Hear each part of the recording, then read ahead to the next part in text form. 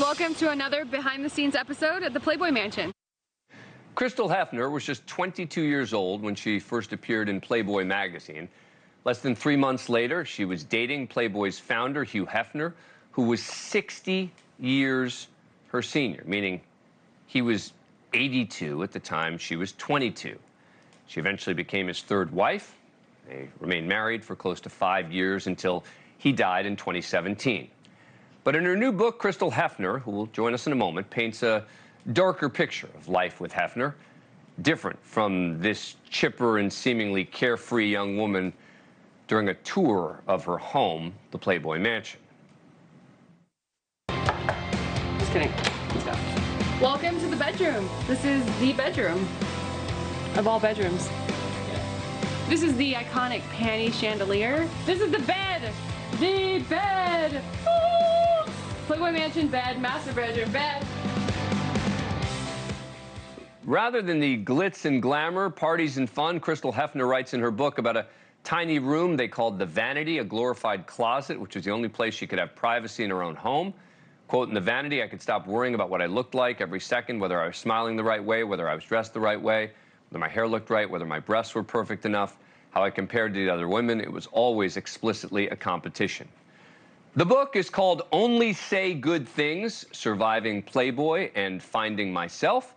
And Crystal Hefner joins us now. Thank you so much for joining us. Thank you. So how does it feel to watch those old videos of yourself? It feels weird. You know, I'm just trying to be playful in the video, but as I'm watching it, I'm like, oh, okay, that's the same room where we had to perform and there was porn on the screens. And so it's, yeah, watching back is hard. You know, the question I think a lot of people want to know is how does a 22-year-old get involved in a romantic relationship, a sexual relationship with an 82-year-old guy? Yeah, I think, you know, at that time it was pre-Me Too, and being a playmate was something girls aspired to be. So, yeah, diving into that world was something that I thought I wanted. But did it feel weird? I mean, didn't it feel like he's like an old guy? Like Yeah. Was there something gross about it? Yeah, he was older, but he's also, like, totally iconic. So, yeah, and being at the mansion, there's this whole different feeling. He's surrounded by yes people, and it's just, you just get sucked in this magnetic kind of force when you're there.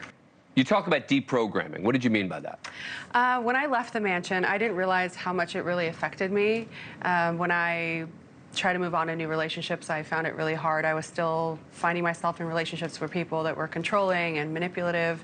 And when I was at the mansion, Hef rewarded me for being codependent. So as long as I was just close to him and being codependent, I was rewarded. So I had to learn how to not be that way in regular life, and also not put my value on what I look like.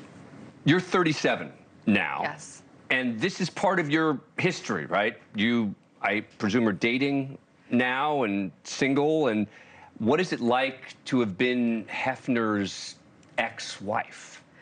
It's interesting. It's quite a ride. I mean, it hasn't come up lately until I, you know, finally put this book out. And now I'm kind of like reliving it all, and while I'm, you know, talking about it.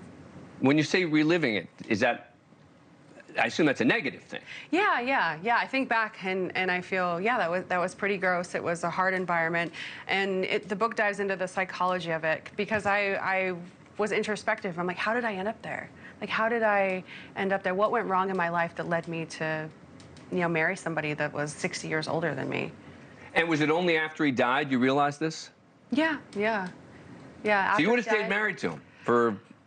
Toward the end, I felt sorry for him, and I felt I needed to be there for him. And after he died, the Me Too movement happened like a month later. And that changed a lot of things for you? Changed a lot of things, and changed my perspective, and made me realize a lot of things that happened in that house were not okay.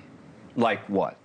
Like the misogyny, he was very narcissistic. His friends were very pervy and would touch you and hug you too close, and now people can't do that, and I'm glad that times are changing and things are different. Thank you for watching. Go to newsnationnow.com to find NewsNation on your cable provider. And don't forget to click the red subscribe button below to get more of NewsNation's fact-driven, unbiased coverage.